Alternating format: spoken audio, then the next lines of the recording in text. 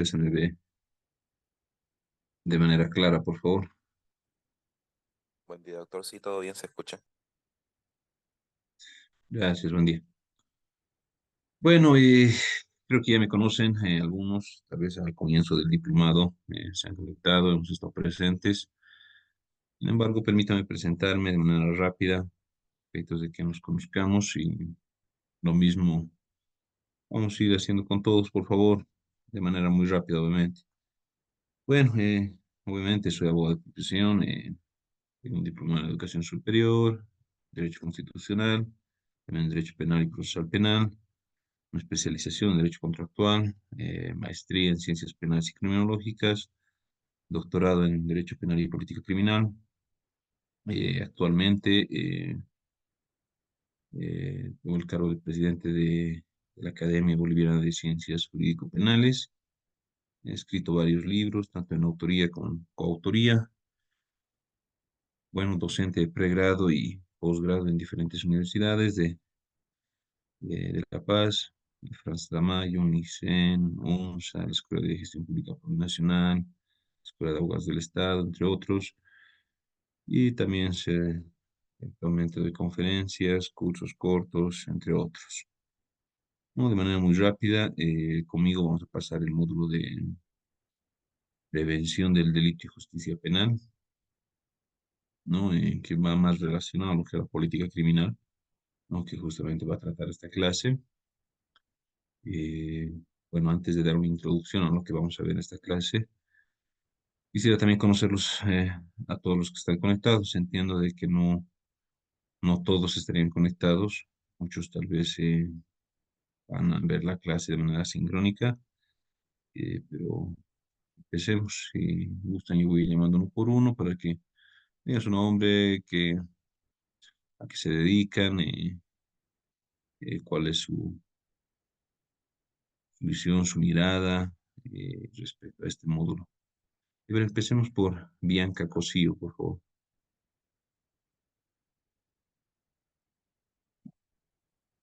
Muy buenos días, doctor. Eh, Bien. Soy Bianca Cosío, abogada de profesión. Es mi primer diplomado.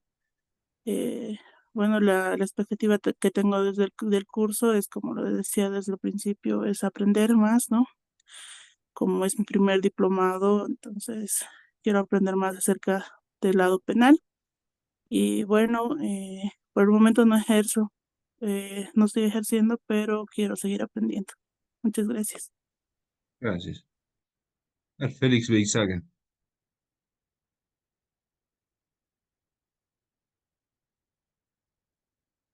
Buenos días, doctor. Sí, soy abogado de profesión. Mm, El curso que tomé es para el aprendizaje de la materia penal. Actualmente estoy litigando. Ok, perfecto. Muchas gracias. Juan de Dios Lunque. Buen día, doctor. Y a todos los compañeros. Mi nombre es Juan de Dios Ulunque León, eh, abogado de profesión, actualmente cumpliendo funciones como secretario del Juzgado de Sentencia Anticorrupción y Violencia contra la Mujer Sexto de Santa Cruz de la Sierra. Y bueno, el objeto de entrar a este diplomado, bueno, es que uno nunca deja de aprender y siempre es bueno tener un conocimiento más profundo, ¿no?, del área. Gracias. Perfecto. Juan José Salinas. Buenos días, doctor. Mi nombre es Juan José Salinas, Buen abogado de día. profesión. Trabajo actualmente en Derechos Reales de la Ciudad de La Paz y el diplomado es para adquirir más conocimiento, doctor, en el área penal.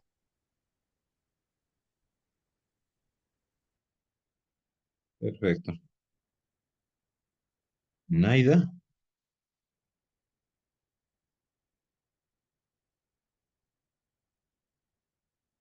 Buenos días, doctor. Mi nombre es Buen Naira día. Condori y actualmente estoy litigando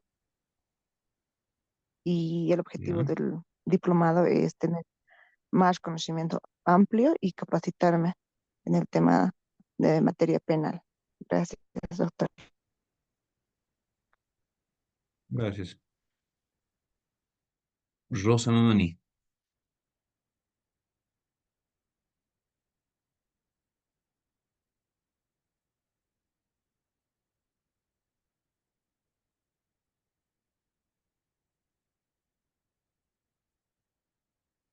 A ver, mientras se conecta Verónica Echalar. Doctor, muy buenos días. Buen Soy día. abogada bien.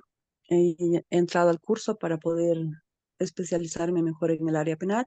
Actualmente desarrollo función judicial.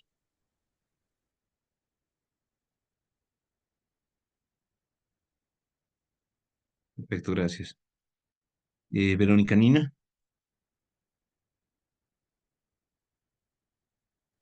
Muy buenos días, doctor. Mi nombre es Noemí Verónica Nina Pereira, abogada de profesión, y yo he tomado este curso para poder adquirir más conocimiento, ¿no? Y mayor capacitación en el área de materia penal. Gracias. ¿Está desempeñando alguna función actualmente?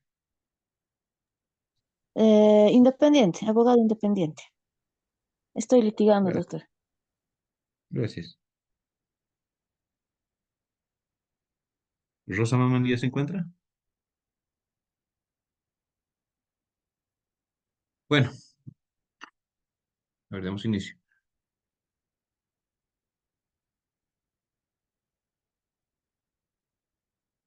Tal como habíamos adelantado, eh,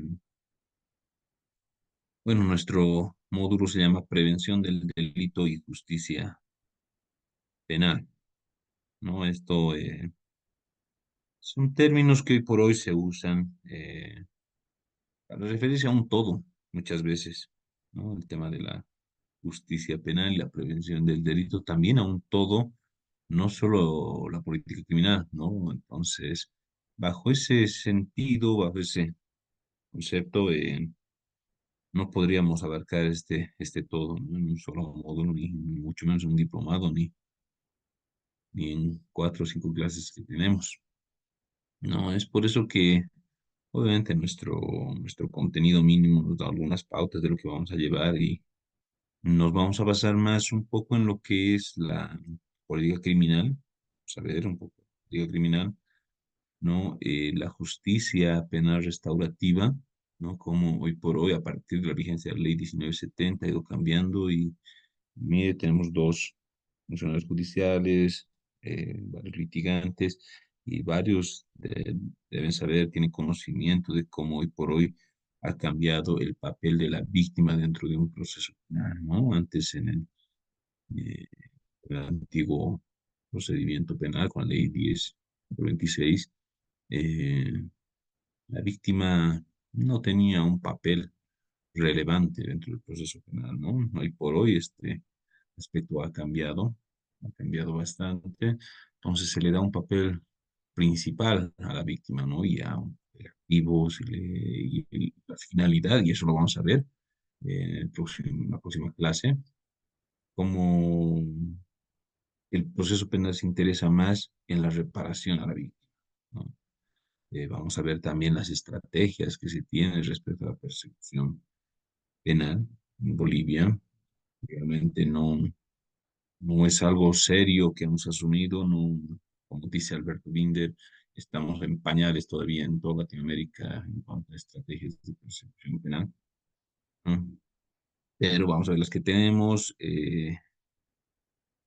Sí, tenemos un poco más reforzado tal vez en cuanto a delitos en razón de género, ¿no? Después vamos a ver un poco de lo que es nuestra justicia penal como tal, ¿no? En Bolivia, cuál, cuál aplicación que tenemos respecto a las bases del derecho penal, que es la teoría del delito, ¿no? Para ver, entiendo que han llevado más procedimiento, ¿no? Lo que he visto, los módulos del diplomado, más que todo, era bases de derecho penal, procedimiento, práctica forense, etcétera, ¿no? Yo, ¿por qué doy estos módulos? Por ejemplo, vamos al doy teoría del delito, participación criminal. Ya, sábado justamente también terminé un diplomado en Unifrance de teoría del delito. Y si me ven en afiches, redes sociales, los cursos que imparto siempre son en Derecho Penal Sustantivo. ¿Por qué? Yo siempre eh, he hecho una diferencia en lo que es un procesalista y un penalista, ¿no? Muchos se denominan penalistas por ser procesalistas, ¿no? Y la diferencia es abismal, ¿no? Una cosa es conocer el procedimiento penal, una cosa es conocer el procedimiento penal, ¿no? Que todos lo conocen, todos lo conocen. Sí, yo conozco procesalistas muy buenos. Entonces, el doctor Sergio Rivera, entre muchos otros, Carlos Mariaca, que saben muy bien el procedimiento penal, la doctrina, la jurisprudencia, la dogmática, pero repito, no significa ello que dejen de ser procesalistas, ¿no? Entonces yo siempre trato de impulsar a todos, tanto en pregrado, a mis estudiantes, y yo igual en pregrado doy Derecho Penal uno, Derecho Penal 2, ¿no? En posgrado siempre tenemos que un poquito ahondar más, investigar más respecto a lo que es el derecho penal sustantivo, ¿no? Muchas veces, inclusive estoy pensando, yo para ver el tema de justicia penal, darles un poquito de lo que es imputación objetiva y cómo se aplica en nuestro sistema penal actual, ¿no? En la última clase, a efectos de que podamos ver la realidad de la aplicación del derecho penal como tal en nuestra justicia penal, ¿no? Entonces, siempre impulso un poquito a que tratemos de ver el derecho penal sustantivo y no solamente el derecho penal adjetivo, ¿no? Repito, porque, por ejemplo, en un juicio, mucho se basa en procedimiento, que derechos, que vulneración de derechos, que presunción de inocencia, que carga de la prueba, pero se olvidan del objeto de todo el proceso penal. ¿Cuál es el hecho mismo y la calificación de ese hecho? ¿Se constituye o no constituye delito? ¿No? Seguimos en la subsunción antigua, ¿no? Inclusive muchas veces seguimos tomando conceptos del causalismo que ya desde 1930 dejaron de, de aplicarse con la llegada de Hans Belzel y el finalismo, ¿no? Dejaron de aplicarse estos conceptos tan antiguos. Seguimos en la acción, tipicidad, antijuricidad, culpabilidad, punibilidad. La punibilidad la seguimos equiparando a la pena. Imagínense, punibilidad y pena no es lo mismo, de ninguna manera. Bueno, entonces seguimos con eso, las imputaciones formales que vemos hoy por hoy, y tenemos dos funcionarios judiciales, eh, un doctor y una doctora, los cuales no me dejan mentir, las imputaciones a veces todas son lo mismo, ¿no? Copian la sentencia constitucional 760, la, la 1036, la acción, tipicidad, antijuicial, culpabilidad, punibilidad, la supuesta subsunción del hecho al tipo penal, etcétera, ¿no? Entonces, lastimosamente hemos dejado de lado el derecho penal y los mismos pensums de las universidades, ustedes van a notar si alguien, bueno, acaba de salir, acaba de concluir la carrera o algunos tal vez en la docencia, o etcétera. Los mismos pensums ya es como si hubieran disminuido el derecho penal sustantivo y aumentan el derecho penal adjetivo, ¿no? Ya antes era derecho procesal penal, ya derecho procesal penal uno, 2, 3, práctica forense, litigación penal y así, ¿no? Entonces, nos olvidamos del objeto principal del derecho penal, de la parte sustantiva, la teoría del delito, ¿no? Seguimos subsumiendo conductas con socialismo, con finalismo, cuando deberíamos hacerlo directamente, sí, aplicar las reglas clásicas del finalismo, pero con imputación objetiva, ¿no? Aspectos que hoy por hoy no se dan. Ahora bien, la política criminal que vamos a ver en esta clase, la primera parte la vamos a ver muy rápido, ¿no? Pero tenemos que entender que la política criminal no es parte del derecho penal, ¿no? La política criminal no son las normas, no es el código penal de inicio. eh, debo decirles esto, ¿no? Entonces la política criminal es otra cosa y Frank von List, nos decía, el derecho penal es la barrera infranqueable de la política criminal. Yo se los voy a explicar, quédense con ese concepto.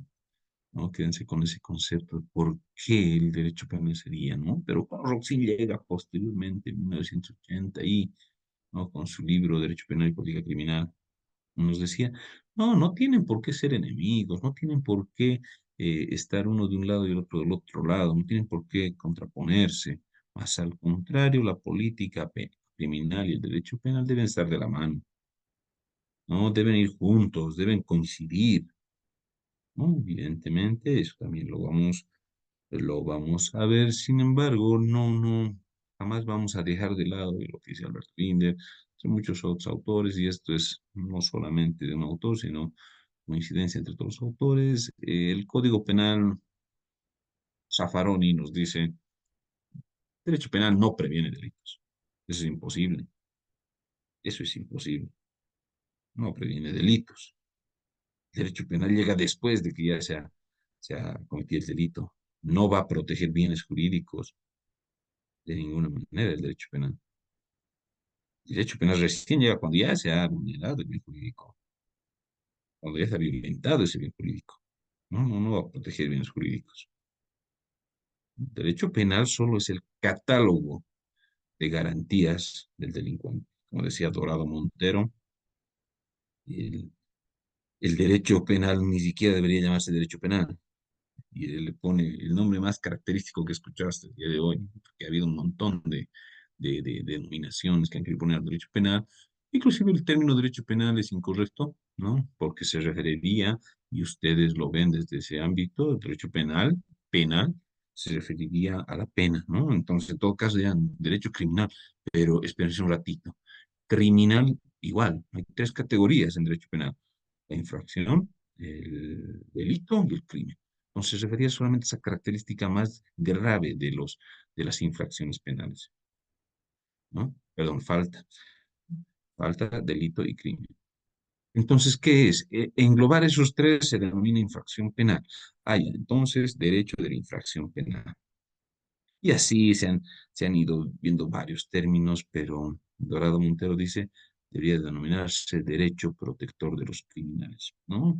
Porque eso es. El derecho penal lo único que hace es garantizar el principio de legalidad penal, ¿no? Eso es la principal característica del derecho penal, garantizar el principio de legalidad penal. Que a mí yo he matado, bueno, que se me juzgue ya sea por homicidio, asesinato, feminicidio, con determinadas garantías máximas, me va a poder imponer esta pena, a ver si lo cometí culpa, o de la cosa, etcétera, etcétera, etcétera. Tal vez está en un error de prohibición, un error de tipo, un montón de cosas, ¿no? Van a garantizar de que yo no vaya no se me imponga una pena más allá de lo que establece la norma, etcétera, etcétera, etcétera, ¿no? Entonces, ya entendiendo un poquito el concepto de lo que es derecho penal como tal, porque se ha preferido, ¿no? Hoy por hoy, digamos, criminal law es el único que todavía usa el término criminal, o derecho criminal. Eh, en España, por ejemplo, si bien es el Código Penal, el Código de Procedimiento Penal, entre comillas, allá se denomina la Ley de Enjuiciamiento Criminal, ¿no? Entonces, hoy por hoy ya es casi unánime el término penal, ¿no? Derecho penal, Código Penal, para referirse a este conjunto normativo que va a luchar contra la infracción penal. ¿Ya? Empecemos. A ver, ¿hasta ahí alguna duda, alguna sugerencia respecto al módulo? Bien, empecemos. A propósito, se acaban de conectar algunos. Eh, Tal vez se pueden presentar, que se dedican actualmente y que esperan del módulo. ¿Habrá choque?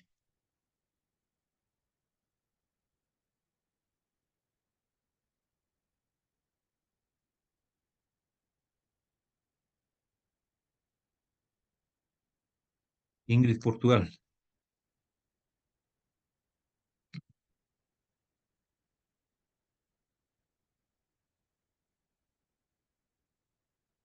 ¿Se me escucha o alguien me puede responder? Se le escucha, doctor. Ya, el Marco Chambilla, adelante, por favor. Muy buenas tardes, doctor. Muy buenos días, doctor. Disculpe, Buen día. Marco Antonio Zambilla, soy abogado, estoy en la profesión libre. Lo que espero de este mundo es siempre tratar de poder aprender mucho más para poder aplicarlo en mi vida laboral, doctor. Gracias. Rosa Amani, ¿ya se encuentra o no?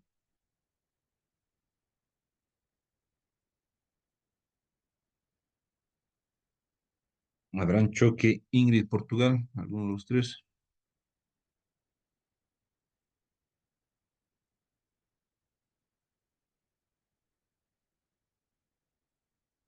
Bueno, espero no se conecte.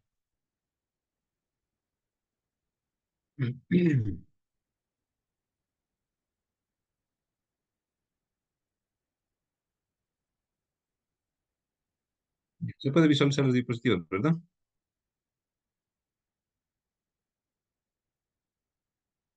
Ya. Dentro de este módulo, lo que más nos interesa es la política criminal y las estrategias de persecución penal. No es lo mismo, muchas veces se confunde. Uno fija estrategias de persecución penal y eso es la política criminal que tiene el país, ¿no? Las estrategias de persecución penal son parte. Eso corresponde principalmente, sí, al Ejecutivo, pero principalmente al Ministerio Público, ¿no? Desde la Fiscalía General, las Fiscalías Departamentales, fijar cuáles son esas de persecución penal, sí son parte de la política criminal. No quiero decir que no son política criminal. No, pero lo que más debemos. Esta parte la vamos a llevar de manera rápida, ya vamos a dar una pequeña lectura, explicar todo, es una pequeña introductoria, conceptos. Lo primero que tenemos que entender de la política criminal, que es una política pública, ¿no? ¿A qué me refiero? Muchas veces uno se confunde con el tema de política criminal, a ver, ¿qué es una política criminal? Y pensando en el derecho, ¿no? Ese es lo que les decía a un inicio, no es derecho penal, política criminal, no es derecho penal, ¿no? Inclusive muchos lo denominan, es una rama de la sociología, ¿no? Muchos lo clasifican como una rama de la sociología, en el cual, más que normativo, tiene aspectos sociológicos. Entonces, a ver, imagínense ustedes, tenemos políticas de salud, tenemos políticas de educación, políticas de todo, ¿verdad? Entonces, dentro de todas esas políticas públicas, políticas de seguridad, de educación, de laborales, entre otros, está la política criminal. Entonces, va a ser una de las políticas criminales, pero que se va a referir al ámbito delictual, ¿no? No debemos comparar el término criminal con solo crimen, ¿no? Repito, el término derecho penal, derecho criminal, hoy por hoy no es el correcto, política criminal tampoco sería el correcto, porque estuviéramos restringiendo solamente el tercer más grave crimen, que crimen solamente es lesa humanidad, genocidio, crímenes de guerra y crimen de agresión, ¿no? Los cuatro crímenes que tenemos, aunque creo que hoy por hoy, miren que no estoy tan al día, la Corte Penal Internacional creo que ha incorporado un crimen más, pero lo vamos a ver para la siguiente clase, ¿no? Ahorita se me viene a la mente.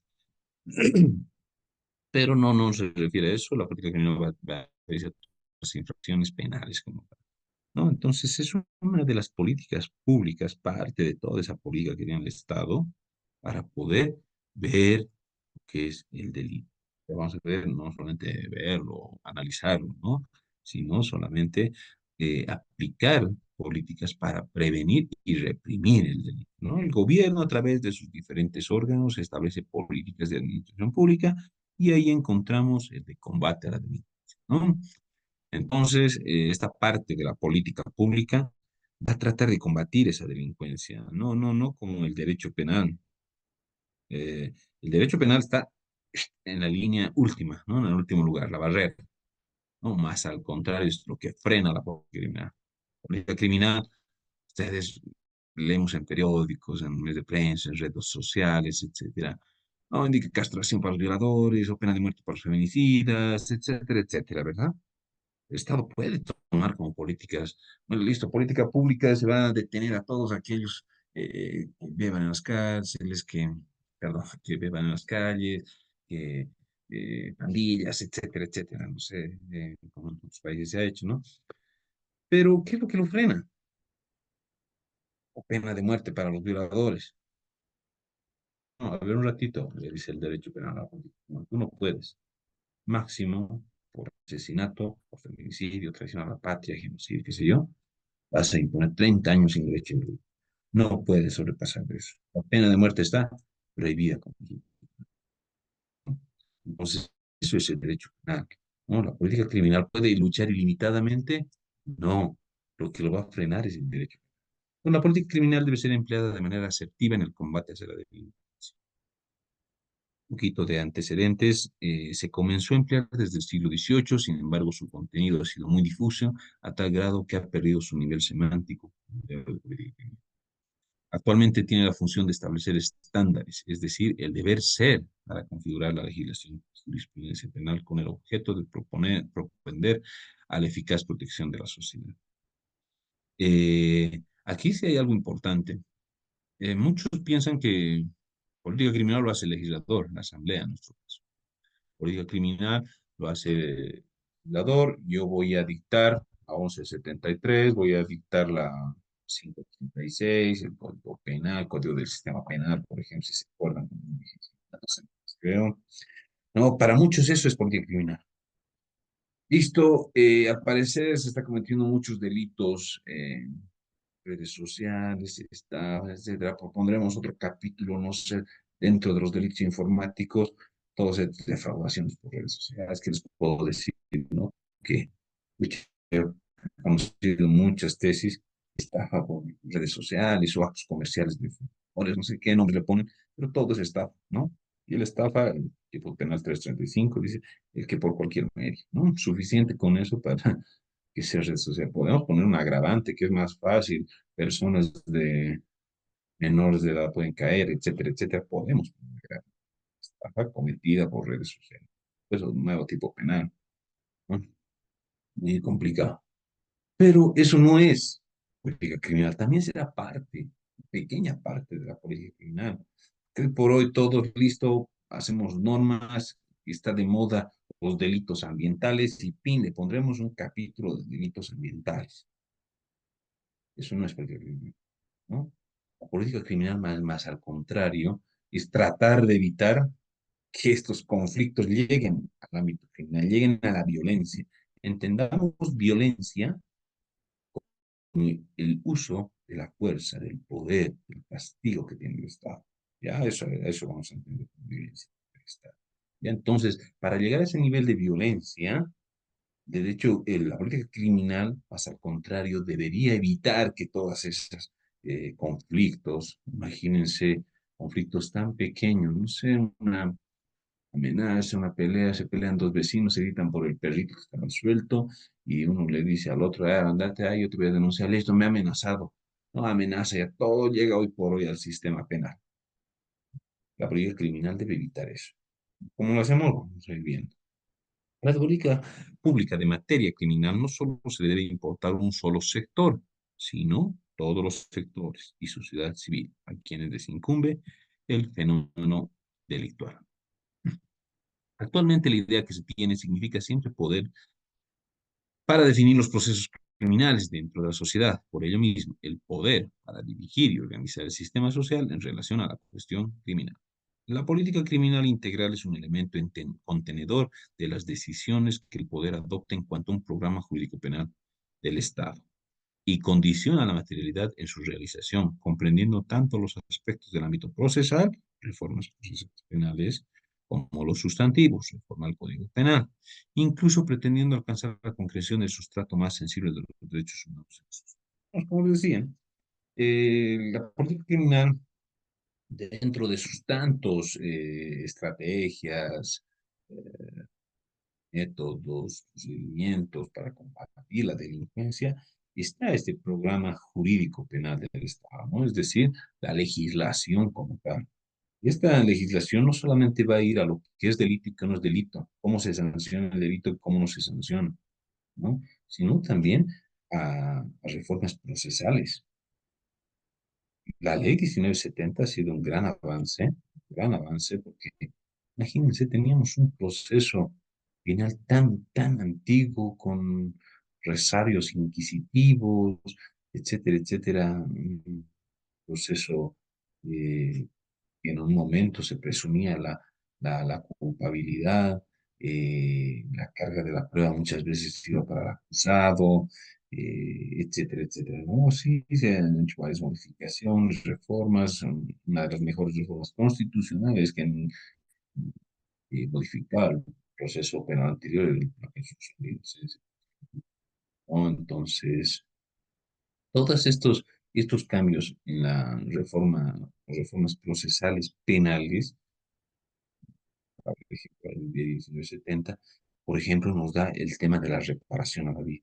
Y eso vamos a llevar a la casa el próximo sábado, ¿no? Que ha sido un gran avance, ¿no? Porque ya antes era simplemente, era una cosa que estaba anunciada en el proceso penal, ¿no? La víctima, al fin y al cabo, la víctima no ganaba nada, ¿no? Hoy por hoy lo que se pretende es darle un papel importantísimo a la víctima, ¿no? Y dentro ya muchas reformas posteriores que ha tenido la ley 1970 y el Código Penal en sí, y legislaciones penales especiales, ejemplo, ley 348 entre otras, se ha dado mayor relevancia a lo que, ¿no? Hoy por hoy existe, por ejemplo, protocolos, eh, como de género, etcétera, ¿no? Entonces, lo que se pretende no solamente la reforma penal, ¿no? Esto es delito, bueno, hay mucho delito de esto, o esto ya no debería considerarse delito, ejemplo, cheque en descubierto, ¿no? Con el Código del Sistema Penal, lo quitó, ya no era delito en el Código del Sistema Penal, ¿no? Quitó este, este tipo penal, ¿no? Para convertirlo en en un acto, podemos decir, netamente civil, ¿no? Entonces, la política criminal, dentro de un programa jurídico penal, no solamente va a tratar las reformas del Código Penal, sino también el proceso penal. La política criminal no es más que un capítulo de la política general integral, lo que tantas veces lo hemos dicho, solo referido a un ámbito individualizado y concreto de él, que se ocupa de hacer frente al fenómeno delictual, tanto mediante represión como prevención del delito. Aquí siempre tenemos que hacer una diferencia. A ver, hacer una reforma penal. Bueno, hay mucho, por ejemplo, un cambio drástico que va en contra de lo que los conceptos que conocemos en derecho penal es el tipo penal infanticidio, ¿no? Infanticidio, creo que el infanticidio es otra cosa, lo que dice nuestro Código Penal es otra cosa en la doctrina, totalmente, es lo que era antes, ¿no? Ya, pero hoy por hoy le han dado un sentido más de asesinato, entre comillas, ¿no? Un tipo penal de homicidio calificado, ¿no? Agravado. El infanticidio es otra cosa, ¿no? Pero la política nuestra siempre busca la represión, ¿no?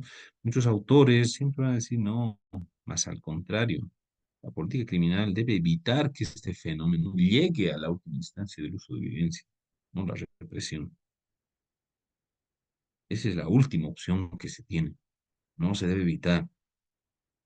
¿Cómo hacemos eso con política criminal preventiva? No siempre tratar de prevenir. No se trata de evitar el delito como tal. Obviamente es parte, ¿no? Evitar que se cometan delitos, muertes, asesinatos, robos, etc. Pero evitar también que todos los problemas, como hablábamos del problema del perrito, amenazas, etcétera, lleguen al sistema penal, ¿no? Evitar eso también, evitar que lleguen al sistema penal, prevenir que esa conducta sea tachada de delictiva. Para mejor comprender de la importancia que tiene la política criminal en la sociedad, diremos que esta comparte como sustrato base el de ser una política referida a un ámbito determinado de social. Acuérdense de esta palabra, conflicto social. Es muy importante dentro de la política criminal. y opera cuando el Estado decide como alternativa otorgarle al fenómeno específico la categoría de delito y a la persona que lo comete la categoría de delincuente, ¿no? Entonces, repito, cuando el Estado decide como alternativa otorgarle al fenómeno específico la categoría de delito, es decir, solamente en última instancia, vamos, ¿no? Uso de la violencia.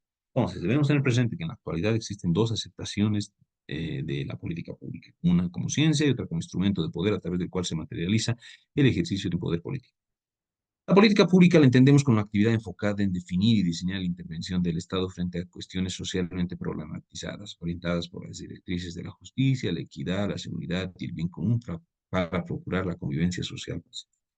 Si entendemos en este contexto, en tal sentido, las políticas públicas son instrumentos del Estado que sirven para adoptar las mejores decisiones para la resolución de conflictos socialmente problematizados y tienen como objetivo acercar el apoyo científico a las actividades de gobernar para optimizar el ejercicio del poder y los recursos que se disponen sirven de el enfoque filosófico, jurídico, económico, político, no es solamente jurídico, normativo, legal, no es solamente la promulgación de normas.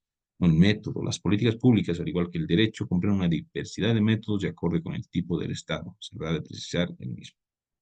Multidisciplina. Tienen un gran alcance, ya que se relaciona con diversas disciplinas, las cuales, dependiendo del rubro, adoptarán las orientaciones cognitivas. Perdón si corren esto, creo que es la última.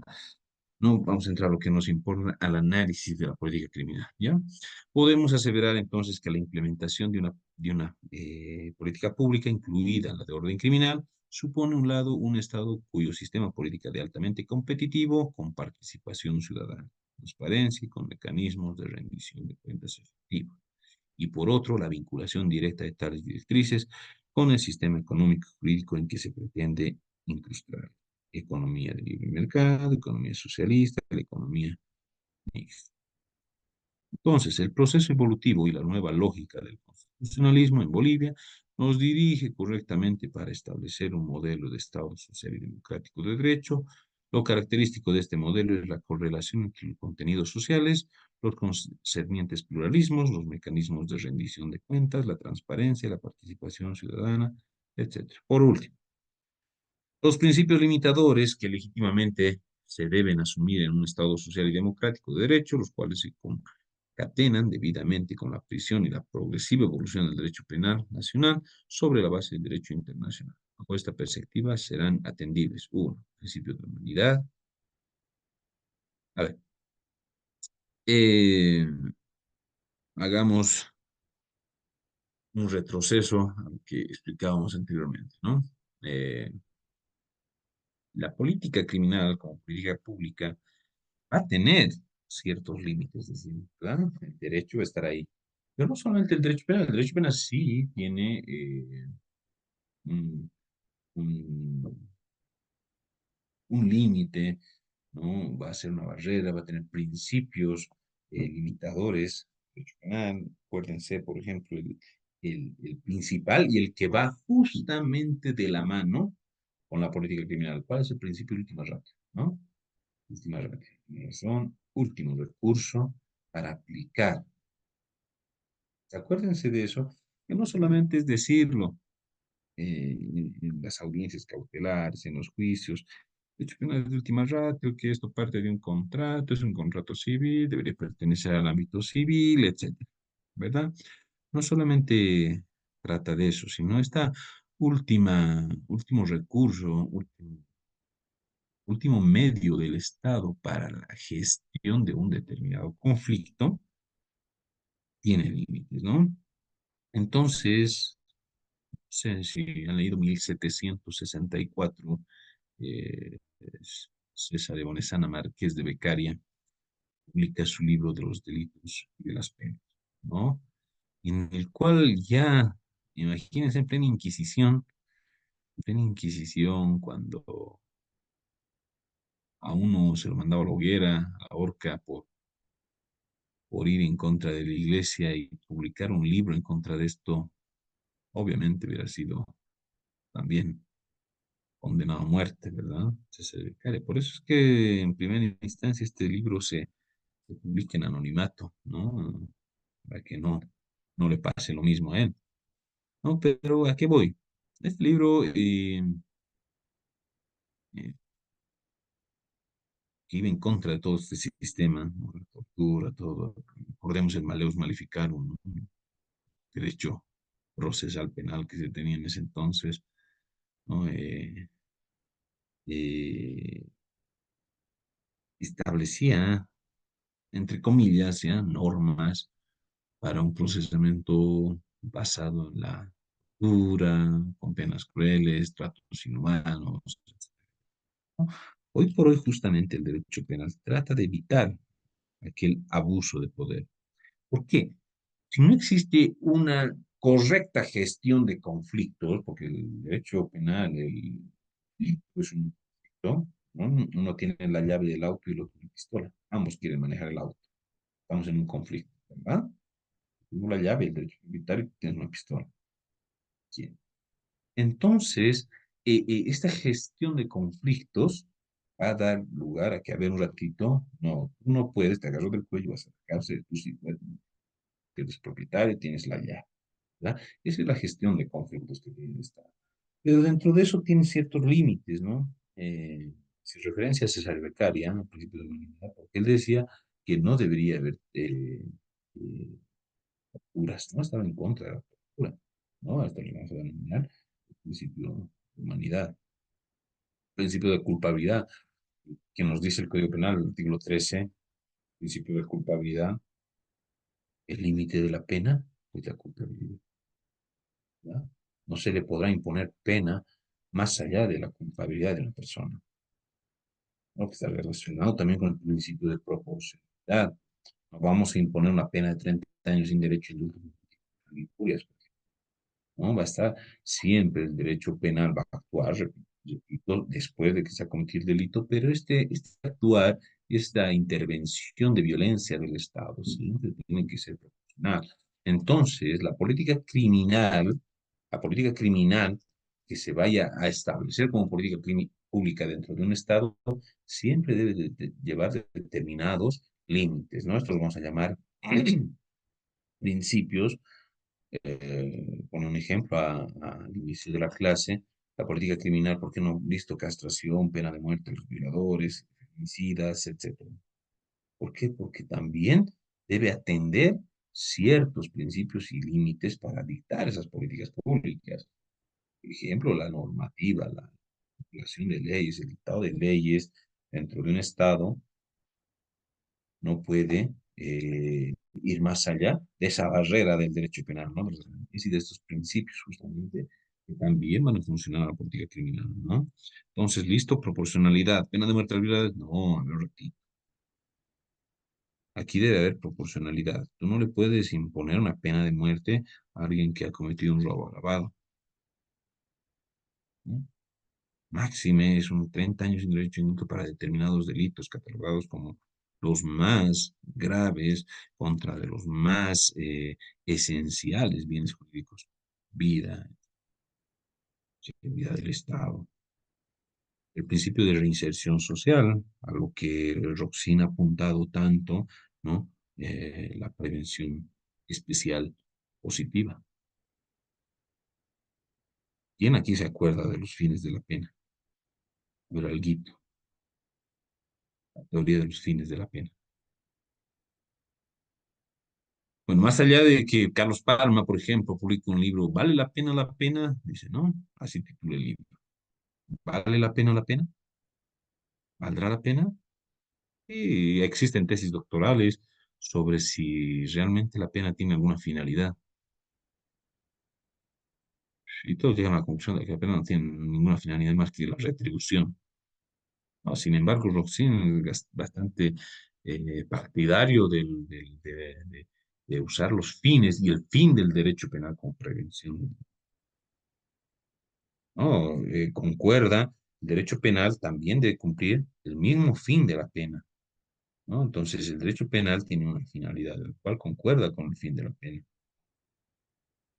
¿no? Entonces, a ver, ¿quién se acuerda de la teoría de los fines de la pena? Me acuerdo, yo escribí mi primer artículo en la universidad cuando estaba en segundo semestre y se publica hasta el día por donde hoy creo que siguen varias páginas de internet. eh, los fines de la pena, sus teorías, creo que es, ¿no? Monografías.com, creo. Pero a ver, ¿quién se acuerda algo?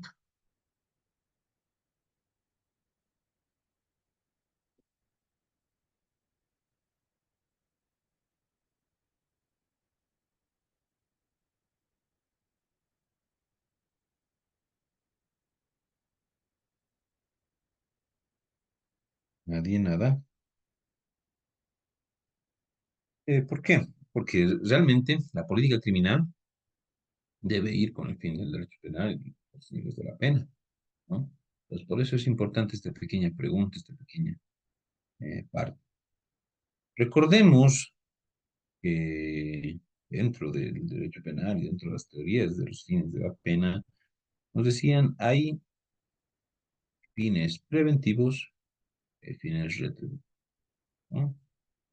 Que era lo mismo las teorías absolutas y las teorías relativas, nos dice ¿no? ¿Cuáles son las relativas? Dicen las relativas son las teorías de la prevención. Y dentro de la prevención vamos a encontrar la prevención general, la prevención especial. Y dentro de cada una de ellas vamos a encontrar la positiva y la negativa. No, y también nos habla de las teorías absolutas. Dice, el fin de la pena es la retribución. Y Klaus Roxin llega como novedoso y nos dice, no, solamente, no solamente es retributivo o preventivo, sino es mixto. Y crea la teoría de la unión, teoría mixta. Hay otras también, no solo Roxin. Es una de las teorías mixtas. Hoy nos dice, no solamente va a ser retribución o prevención, sino ambos. Código Penal, si leen el artículo 25, si no me equivoco, y la ley de ejecución penal, artículo 3 o 5, no estoy muy seguro, la ley de ejecución de penas nos dice, y la Constitución nos dice otra cosa, es lo que no concuerda. No, el Código Penal es mucho más claro y nos dice los fines de la pena son tanto la retribución como cumplir con los fines preventivos eh, general y especial. Sin embargo, la Constitución, ¿qué nos dice? El único fin de la pena es la reinserción social. Es inconstitucional el artículo 25 del Código Penal. Ya no se le debe aplicar la pena a alguien por retribuirle el mal ocasionado. Y ahí volvemos a Kant,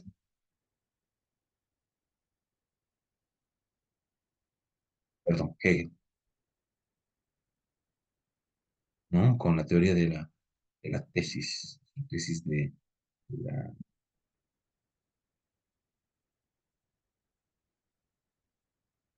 la negación de la negación de la negación, ¿no? Entonces, para los fines o las teorías absolutas, fin retributivo, nos dicen, no, la pena no es más que una imponer un mal por haber cometido un mal. ¿No? Tú cometiste un delito y a ti yo te impongo un castigo por haber cometido ese delito. ¿No? Es lo que la negación de la negación nos decía. Y eso es lo que va a pasar. Para Roxin, los fines de la pena son preventivos. Para Jacobs, simple y sencillamente, el fin de la pena y del derecho penal es la vigencia de la norma. ¿Y en qué se basa la vigencia de la norma? Jacobs es como que ha dado eh, vuelta y media a lo que es las teorías de la negación, ¿no? Uno entendía, uno entendía estas teorías eh, me he olvidado.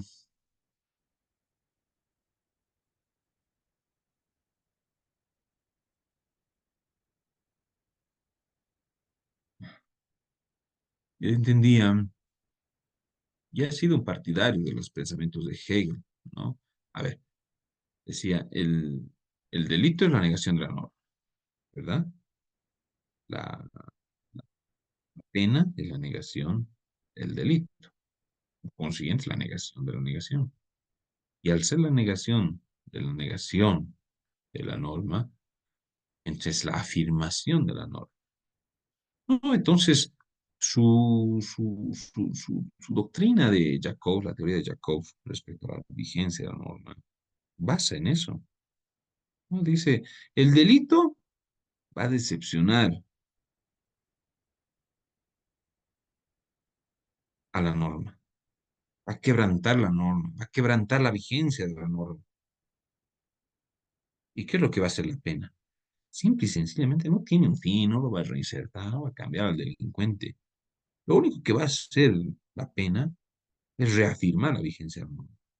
A ti, que tú has cometido un delito, que para ti no existe la norma, a ti nunca importa la vigencia de la norma, bueno, yo te digo que sí existe, sí está vigente, y si has cometido un delito se te impone una pena, ¿verdad? Entonces sí existe la norma. Y le va a decir a la sociedad, señores, esta persona ha infringido la norma, ha negado la norma, estamos reafirmando la vigencia de la norma. La norma está vigente y se cumple, ¿no? Entonces va a otorgarle la confianza nuevamente a la sociedad. En cambio, ya por el lado de Roxina, teorías relativas, ¿no? Nos dicen, a ver, la pena va a cumplir un determinados fines objetivos. Dentro de ellas también se encuentra la prevención general positiva, que será justamente darle esa confianza nuevamente a la sociedad. Pero también la prevención general negativa, que va a decir a la sociedad, señores, esta persona ha matado, se le está imponiendo 30 años de cárcel y a aquella persona que se le ocurra también cometer el mismo hecho, se le va a imponer también menos. Es decir, se va a intimidar a la sociedad para que no cometa delitos. ¿Y qué es la prevención especial? La prevención especial va dirigida al propio delincuente, ¿no? La primera y la más importante, eh, como decían algunos autores de criminología, recuerden, era inocuizar al delincuente. No, la prevención especial negativa es justamente eso, inocuizar al delincuente, tenerlo quieto para que no cometa más delitos. Entonces, la prevención especial negativa va a actuar sobre el propio delincuente, va a inocuizar, va a detener a efectos de que no cometan. Y aquí llegamos al único punto que toma nuestra Constitución, la prevención especial positiva. La prevención especial positiva va a decir, no, a este delincuente hay que imponer una pena, pero no para castigarlo, no para enjuiciarlo, porque el delincuente no es pues objeto que va a servir a otros, ejemplo, una prevención general negativa, ¿no?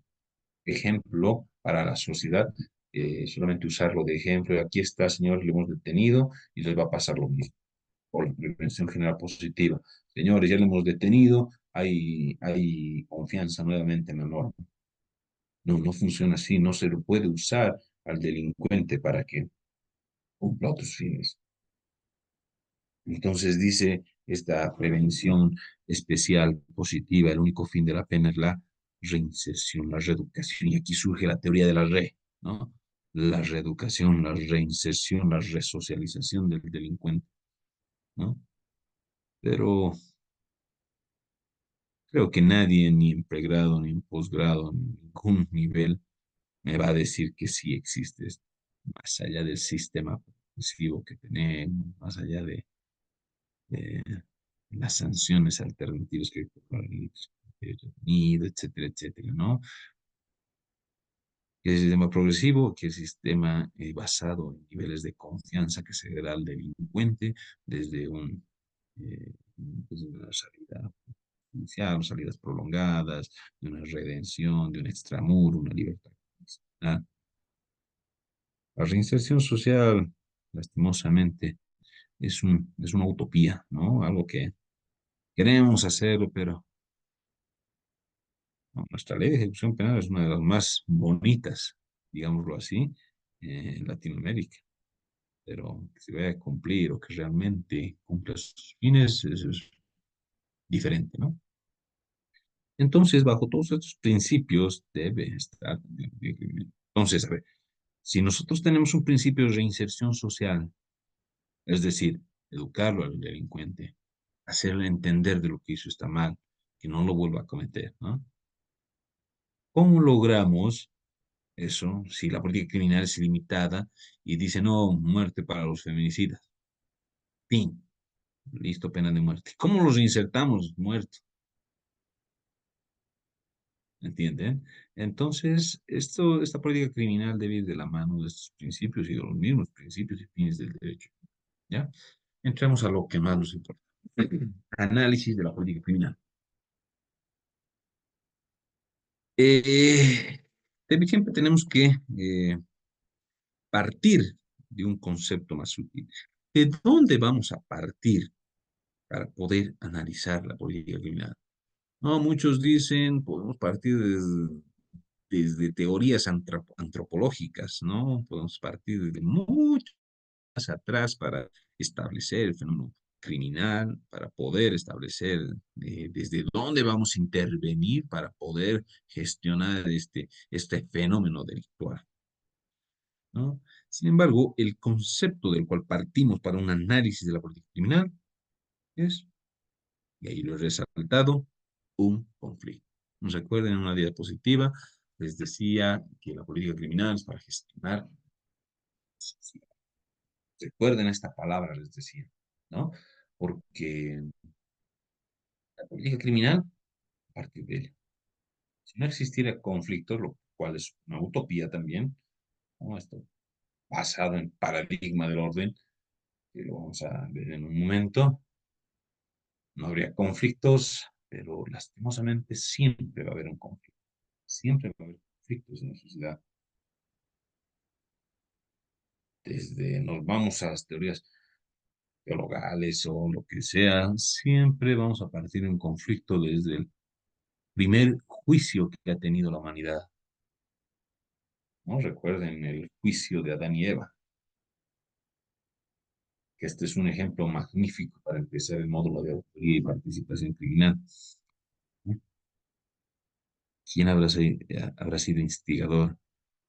¿Habrá autoría mediata? ¿Habrá complicidad? ¿Habrá alguna causa de justificación ahí? ¿No? Eso igual lo dejo para que lo piensen un poquito, para que se quede en su cabeza. Desde ahí, imagínense, hay conflicto, ¿verdad?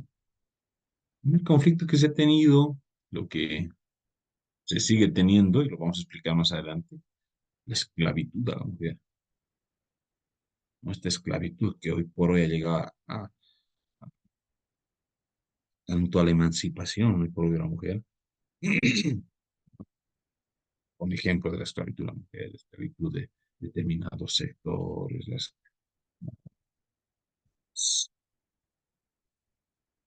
asesinos, etc. ¿No? Entonces, todo siempre va a ser conflictivo. Vamos a vivir en una vida de conflicto, ¿no?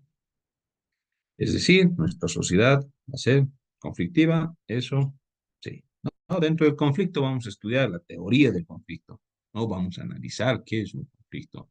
Entonces, la teoría del conflicto es una teoría social, tiene una visión negativa del conflicto como desorden, desviación, caos, etcétera, ¿no? Por ejemplo, Ralph Dahrendorf nos dice, a ver, dentro de esta teoría de conflicto, si analizamos el conflicto, siempre va a existir un conflicto, ¿no? Sin embargo, hoy por hoy, a ver, yo les hablo, estoy en un conflicto. Todos tenemos esa concepción errada de que al conflicto lo tenemos como un concepto negativo, ¿no? Tenemos una visión negativa de lo que es conflicto. Si decimos esta persona es conflictiva, ¿qué estamos diciendo? Es algo malo, es algo que no está dentro de lo normal, algo que no está dentro del orden, ¿no? Todo esto está conflictivo. Vamos a 9:14. Haremos una pausa de 3 minutitos, por favor, para que puedan servirse una taza de café, un vaso de agua, etcétera. En 3 minutitos, pero volvemos. Gracias, doctor.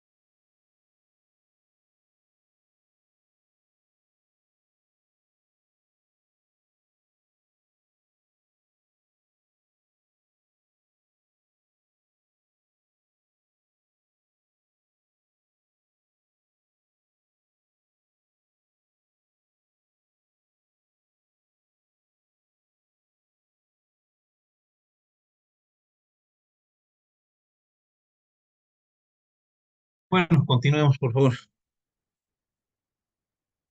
Bueno, decíamos que dentro de una sociedad conflictiva, o sea, siempre va a haber un conflicto, ¿no? Esto es indudable, pero, como dice Ralph Dahrendorf,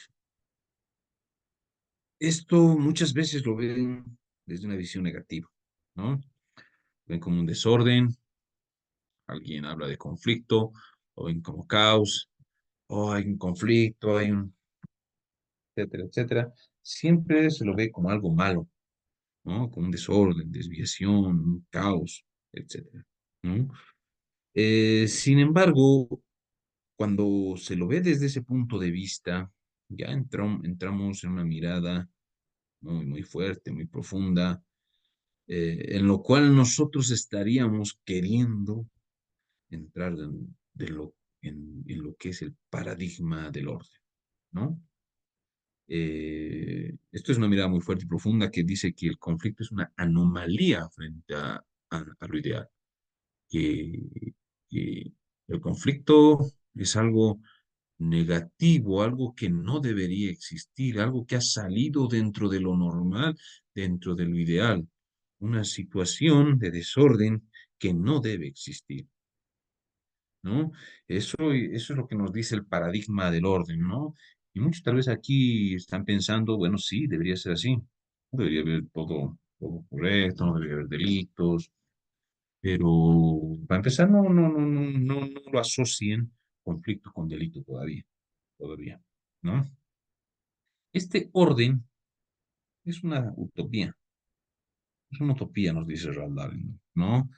Porque la conflictividad siempre debe existir, más al contrario, la conflictividad debe vérselo como algo positivo, como algo bueno. Y acuérdense, los conflictos grandes que se han tenido en la historia de la humanidad, no sé, pues, la Revolución Francesa, la guerra en Bolivia, el derecho al voto a la mujer, etcétera, etcétera, etcétera, ha sido gracias a un conflicto, ¿verdad? Entonces, Ralph Dahrendorf nos dice, la conflictividad siempre debe existir y no debe vérselo el lado negativo, sino desde un lado positivo. Sin embargo, este paradigma del orden, ¿qué nos dice? ¿No? Como os decía, la conflictividad va a cumplir funciones negativas, es evidente, pero también va a cumplir funciones positivas. Entonces, el paradigma del orden dice que la sociedad funcionaría si seguimos un orden, ¿no? La sociedad va a ir bien, no va a haber ningún desorden, caos, delitos, etcétera, si es que seguimos ese orden, ¿no? Y han surgido varias teorías dentro del orden, ¿no? Dentro de este paradigma del orden, ¿no? Los griegos, por ejemplo, nos hablaban del orden natural, ¿no? Que la sociedad debe estar acomodada a ese orden que nos da la naturaleza, pero imagínense las mujeres, podían ser lo mismo que los bueyes, los niños que las mujeres, o los bueyes lo mismo que los esclavos, etcétera, ¿no? Lo que siempre hay que tener presente es que en todo este papel, en paradigma del orden, en este orden, entre comillas, siempre perdía la mujer, ¿no? Siempre. Y todo, las democracias, aristocracias, etcétera, se han basado siempre, poco a poco, y muchos autores califican que todas las esclavitudes, etcétera, que han habido, siempre han partido de una. La primera, si la esclavitud es de mujer, ¿no? Algunos autores indican que hoy por hoy recién estamos en el caos, en el núcleo, en la parte central de esta esclavitud,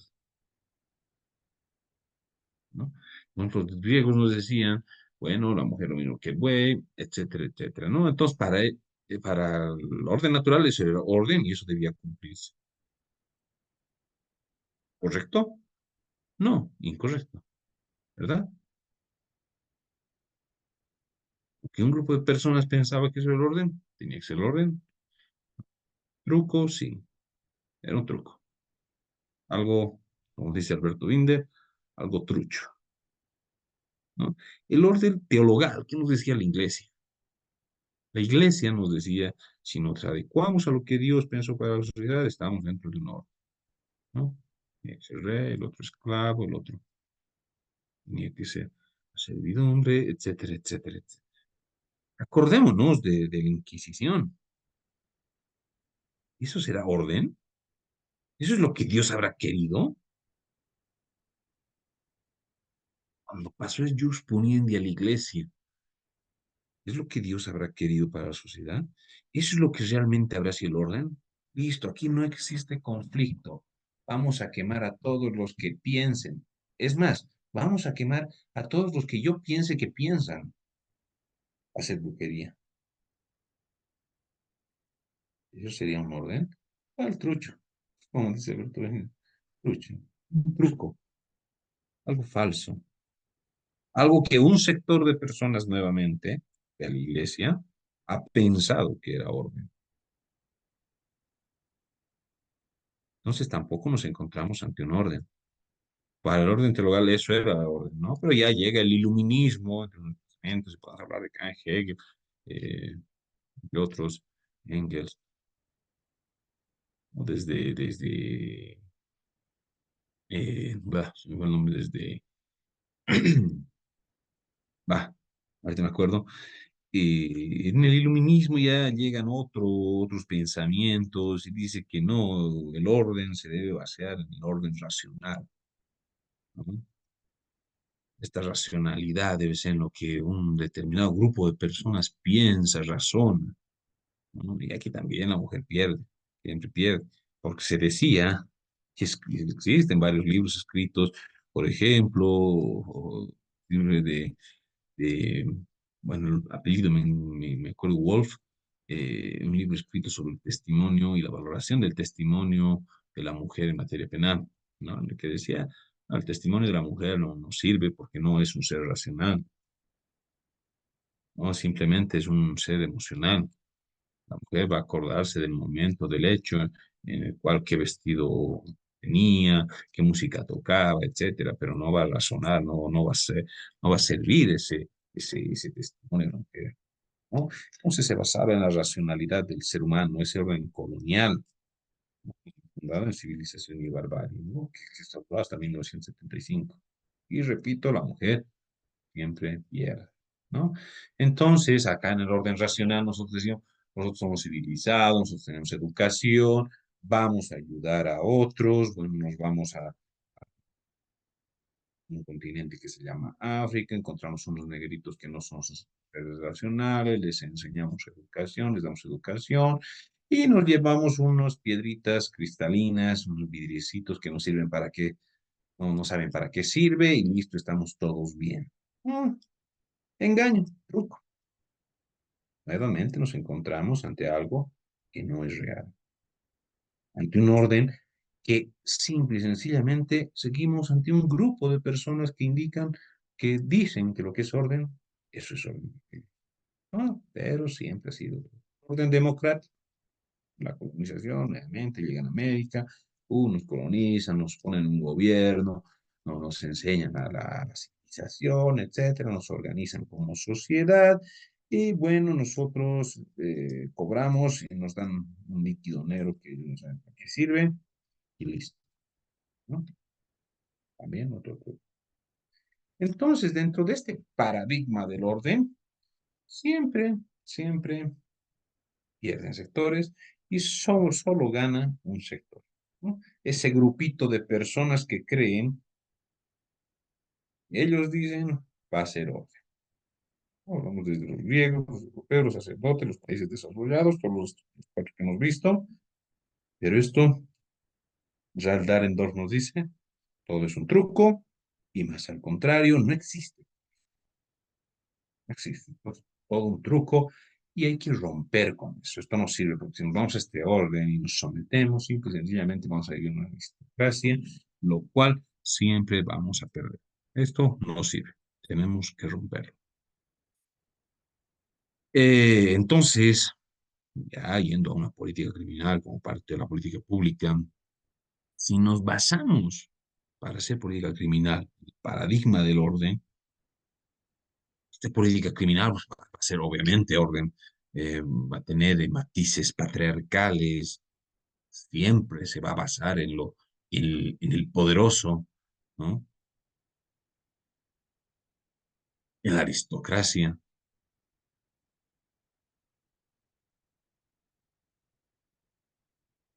Entonces, no podemos basarnos para hacer política criminal en que es el paradigma del orden. Es al contrario, debemos romper. Imagínense volver a aquellos tiempos, a aquellos sistemas en los cuales se hacía lo que el hombre dice, la mujer tiene que acatar simple y sencillamente, estábamos ante un sector, una persona denominada rey, etcétera, etcétera, etcétera, ¿no? Hacer simple y sencillamente lo que dicen ellos. Entonces, la política criminal no puede basarse en ese paradigma del orden, ¿no? Entonces, como les decía, Wolf, por ejemplo, no es Wolf, Ralph Dahrendorf nos dice, estamos llegando al carozo, al núcleo, al hueso de- carozo del problema, cual siempre ha sido la esclavitud. Vamos desde un inicio, Adán y Eva, siempre ha sido. ¿Por qué? A ver, un hombre, una mujer, los hombres decían, bueno, vamos a esclavizar a aquel género que es más débil. Y esto se esclaviza. Entonces, este es el primer problema de esclavitud. Entonces, a partir de ello, bueno, ya hay otra tribu, una tribu débil, mujeres, entonces vamos y los esclavizamos también. Y los esclavizamos. Entonces vamos, llegan donde unos negritos, dicen, bueno, ellos no tienen raciocinio, no son pensantes, son ignorantes, no tienen civilización, los esclavizamos.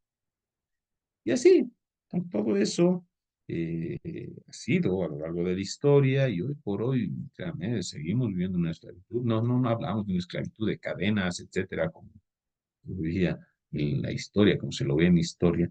Sin embargo, aún tenemos esos matices y ese problema de esclavitud por hoy repercute en muchos. Imagínense, en 1956, si no estoy mal, o se me perdieron las fechas. Ya. Eh, no, estoy mal. Perdónenme las fechas, mañana lo recordamos, el sábado. Crimen. ¿Cuándo empiezan a tener derecho al voto? Sí, en 1956 era cuando recién la mujer puede optar por cargos en la judicatura. Y así, poco a poco, recién, estamos hablando recién.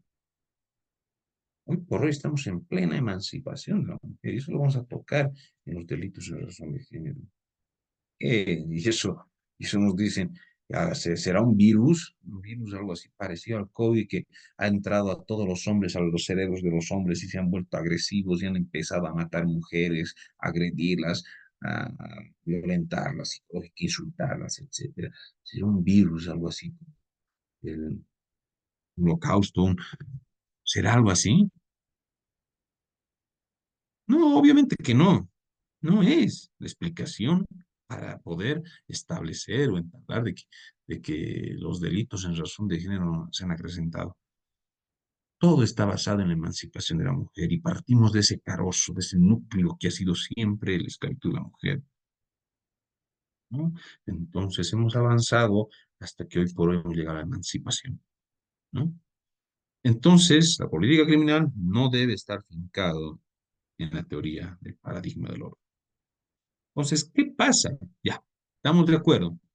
No debemos estar de acuerdo con ese orden que dicen determinados sectores, iglesia, colonizadores, de los poderosos, ¿no? Entramos lo que dice Luigi Ferrajoli, si la norma para que se cree, y tiene una teoría, Luigi Ferrajoli nos dice, la norma eh, como instrumento de los más débiles.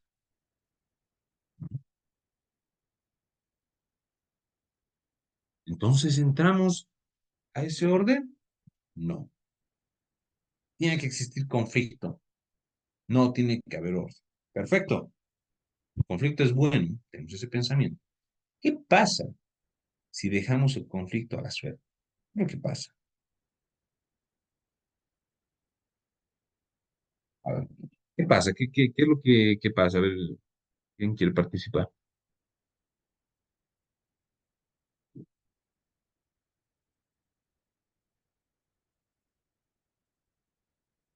No me dejen solo en la clase. A ver, vamos a empezar a preguntar si no.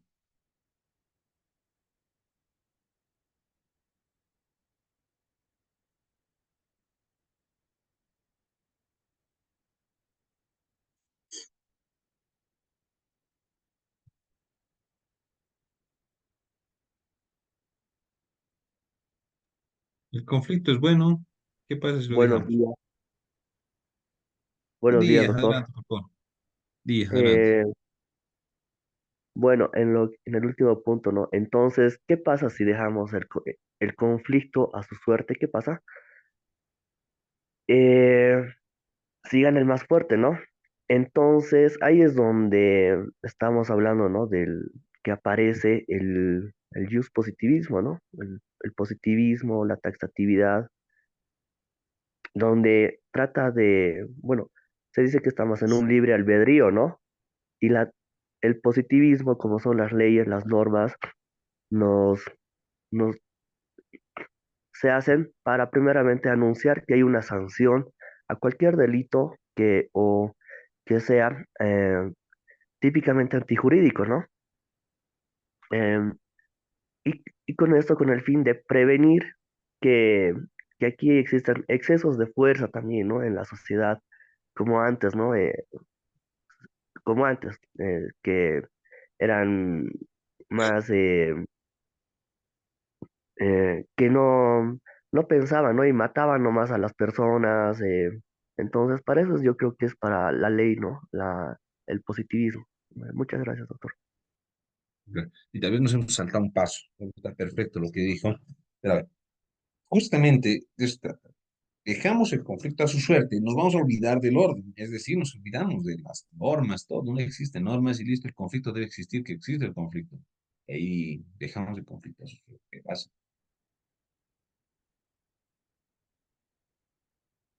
Ya no hay normas, listo.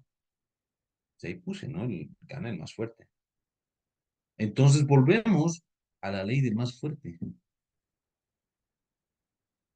¿Viste? El único que va a sacar provecho de ello es el más fuerte, el poderoso.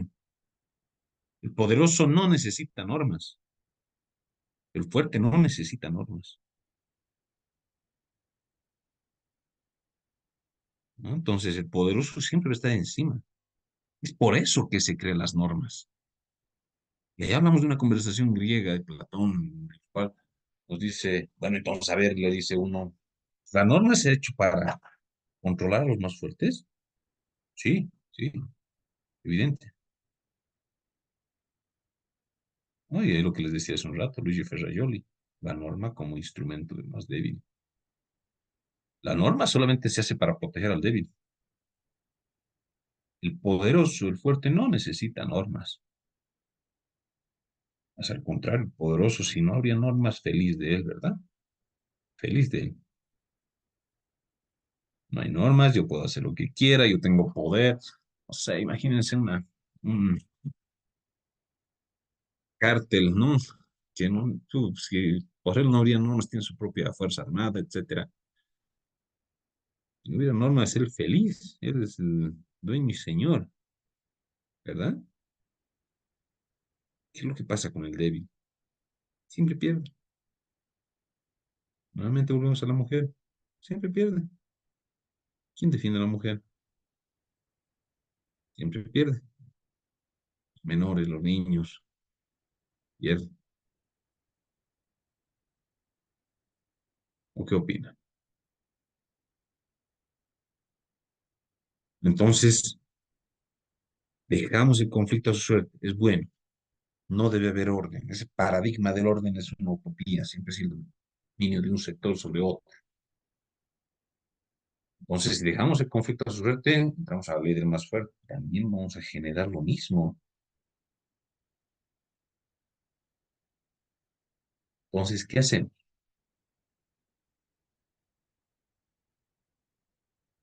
¿Mm?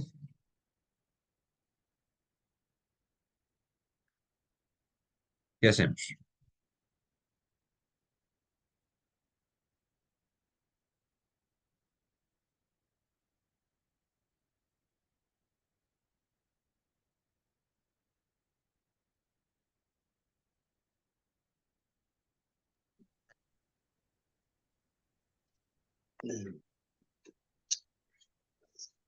Mm, Nos habla del positivismo, evidentemente, ¿no? Entonces, vamos a hacer normas, dice Pesajoli, ¿no?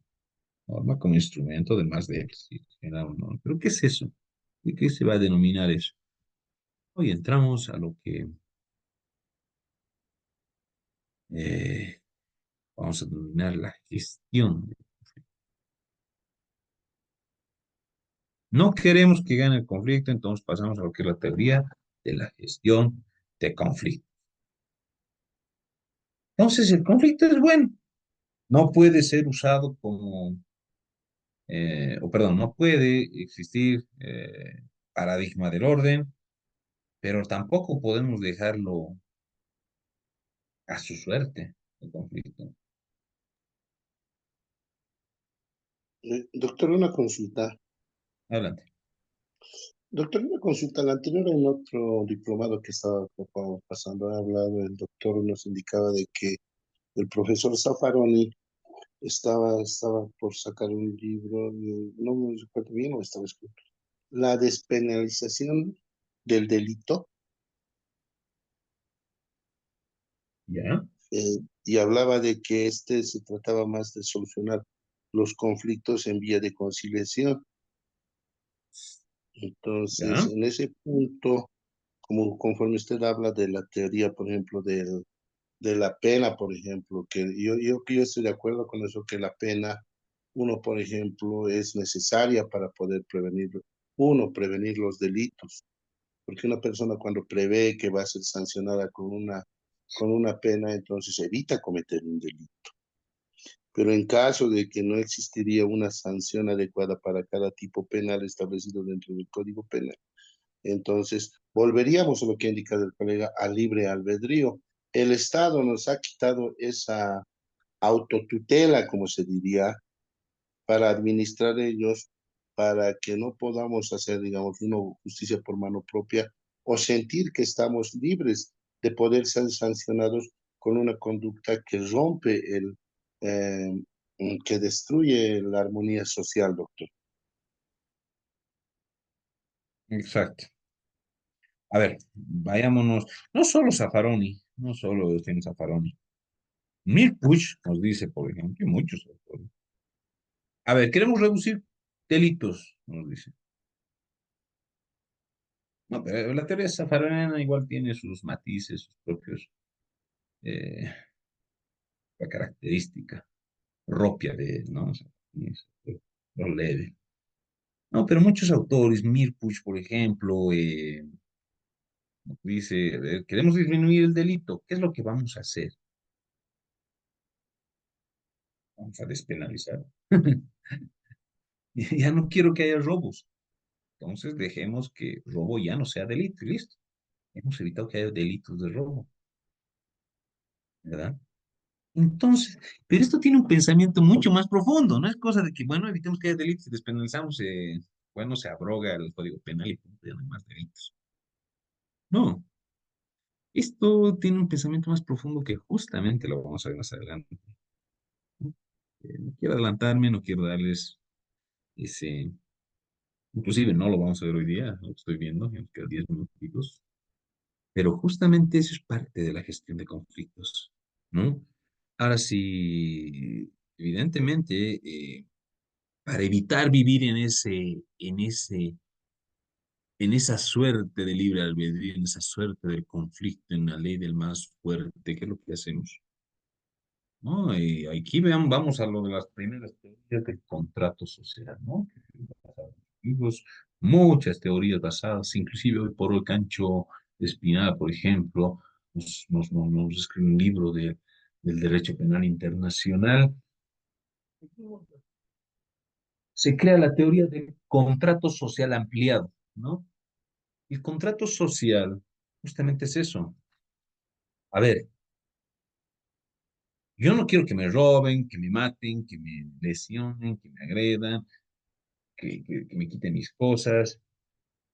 Entonces, yo voy a dar libertad, parte de mi libertad,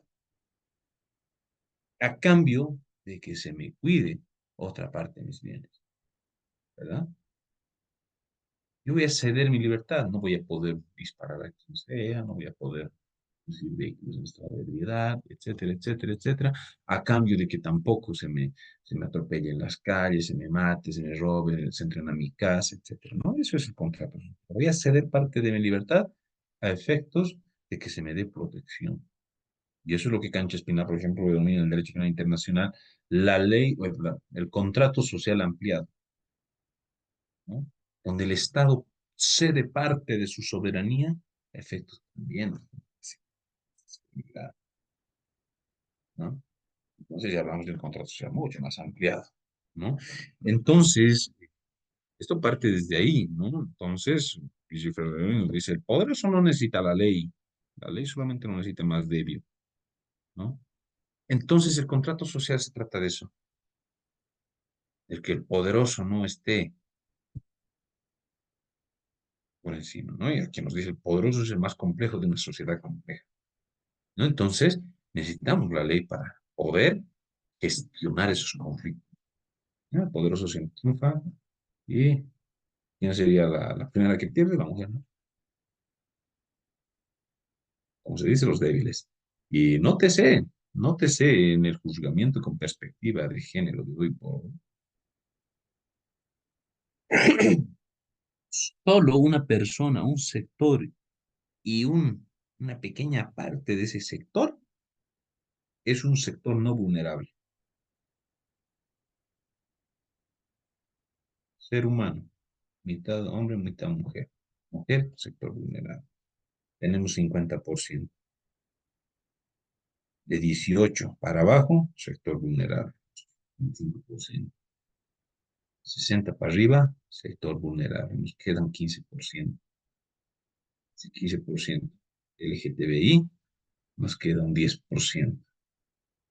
De ese sector del 10%. Incapacitado, no sé, discapacidad, nos queda un 5%. Ese 5% es el único sector no vulnerable que no necesita protección reforzada, ¿no? Es esa persona, entre comillas, el más fuerte. Una norma se hace para todos los otros sectores que no son el más fuerte, para ir en contra del más fuerte. Volvemos nuevamente a la ley como instrumento de más débil, ¿no? Les pongo un ejemplo, facilito, tal vez son números que se me ocurre ahorita, ¿no? No es que estoy basándome en estadísticas político-criminales, ni mucho menos, ¿no? Entonces, no sé si respondí su pregunta. Evidentemente, existe delitos, hay que despenalizar, evidentemente, pero, a ver, ya no quiero que exista delitos de violencia en Bolivia, ya no quiero que existan feminicidios, lo despenalizamos. ¿Será una adecuada toma de decisión? Para nada, ¿verdad? No se trata de eso, ¿no? Esto es algo más profundo que lo voy a guardar para la clase de sábado, es algo más profundo. ¿Cómo vamos a despenalizar? ¿Cómo hacemos? Lo de la conciliación, por ejemplo, es parte de ello, ¿no? Por eso hablaba de un tema y está dentro de nuestros módulos, la justicia restaurativa. ¿Qué busca la víctima? Ya no hablemos de un femicidio. En un femicidio busca que se lo sancione, o inclusive busca una pena de muerte, ¿no? Una violación, pucha, ah, pero no sé, delitos culposos, por ejemplo. Y mucha legislación no existen delitos culposos. Y la dogmática nos enseña que tal vez no debería existir. Porque ¿qué es lo que quiere la víctima de un delito culposo? delitos patrimoniales, ¿qué es lo que quiere la víctima? ¿De 30 años a la cárcel? ¿Quieres la reparación? ¿No? Eso lo vamos a llamar la justicia restaurativa. Eso es lo que quiere la víctima, ¿verdad? No, los fundamentos de la política criminal no es la herramienta que tengo para organizar la sociedad, no es para la gestión de los conflictos, para que no se imponga el más fuerte. Eso es lo que tenemos que hacer en política criminal, ¿no? Eso justamente se va a basar. Evitar que se imponga el más poderoso en esta sociedad.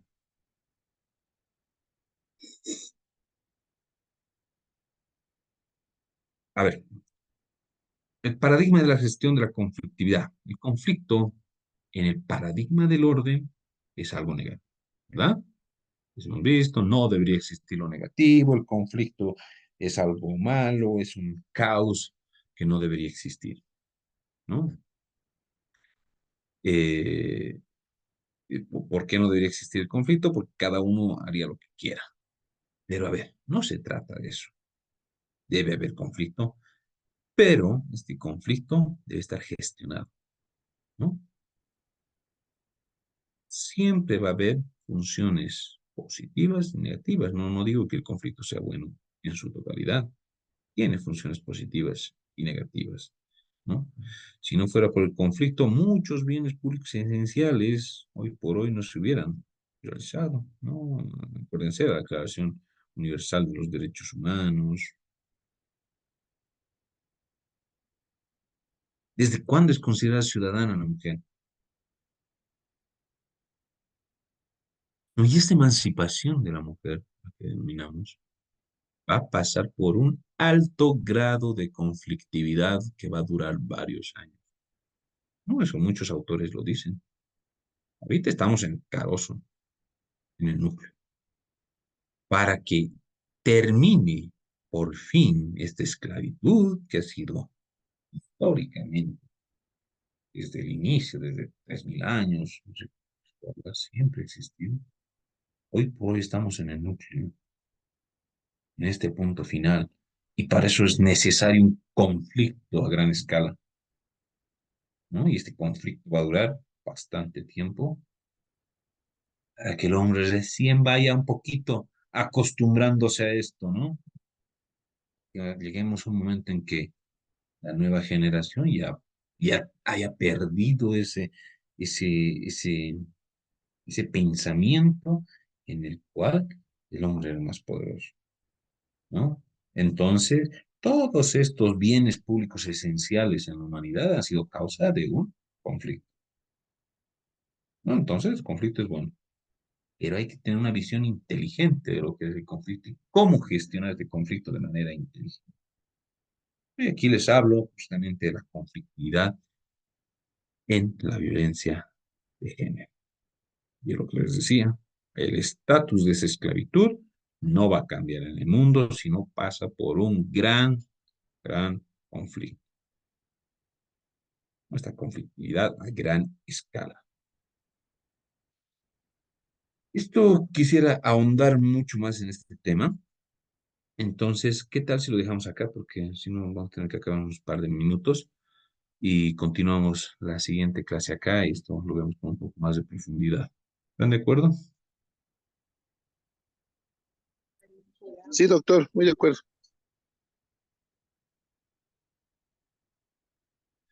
Bueno, hemos cumplido el horario. Nos veríamos el siguiente sábado. Vamos a terminar todo esto de la conflictividad y tal vez ingresemos a lo que es la justicia penal restaurativa, ¿no? Y posterior a ello vamos a ver lo que es las estrategias de persecución penal. También la siguiente clase, y eso también no me han puesto muy en contexto, cómo vamos a hacer la evaluación. La siguiente clase vamos a coordinar. Siempre me gusta coordinar a mí, no me gusta imponer. No estamos ante la ley del más poderoso. No me gusta imponer. ¿Cómo vamos a calificar? Voy a dejarlo a criterio suyo también, como quieren ver la evaluación, pero sí tengan algo presente, que yo valoro muchísimo la participación. Muchísimo, muchísimo. ¿No? Entonces, yo acá anoto todo, por eso tengo mi pequeña lista. de quién participa, de qué manera, todo, ¿no? Entonces es algo que me encanta porque yo siempre me voy a acordar de mi profesor de Derecho Constitucional. No lo conocen, obviamente. Él era joven en ese entonces. Hoy en día mi amigo. Él me decía, Alan, veo algo en ti, me dice. Eh, no tomas apuntes, no tienes ni cuaderno, me dice. Sí, doble, es que prefiero atender, participar. La verdad, yo era así, me dice, y es lo mejor. Me dice, sí, ¿cómo me dice? Los tontos, no sé qué términos son. Que ellos apunten, vos atendés. Y después para le copias, o te prestas, te haces fotocopiar y ya, ¿no? Entonces, eh, es la mejor manera de aprender, ¿no? Entonces, a mí me gusta muchísimo la participación, que pongan atención, que estén dentro de la clase, ¿no? Eso lo valoro muchísimo y siempre voy a ponderar eso, ¿no? Más allá de la evaluación. Ya, entonces, bueno, con esas recomendaciones, el próximo sábado nos vemos nuevamente, coordinamos el tema de la evaluación. Ya, los dejo a su criterio, piensen también cómo podemos hacer, ustedes ya han pasado varios módulos, cómo han evaluado, cómo les parece el mejor criterio, tal vez grupos, individual, etcétera, etcétera, ¿no? Entonces, bueno, hasta acá. Eh, bueno, espero que haya sido una buena jornada, espero les haya interesado el tema y ya estamos entrando a lo más interesante. Hay cosas interesantes, hay cosas medio aburridas, pero bueno, ya, nos vemos el siguiente sábado, que tengan un buen fin de semana, que descansen de toda esa semana laboriosa. Hasta luego. Muchas gracias, doctor. Hasta luego.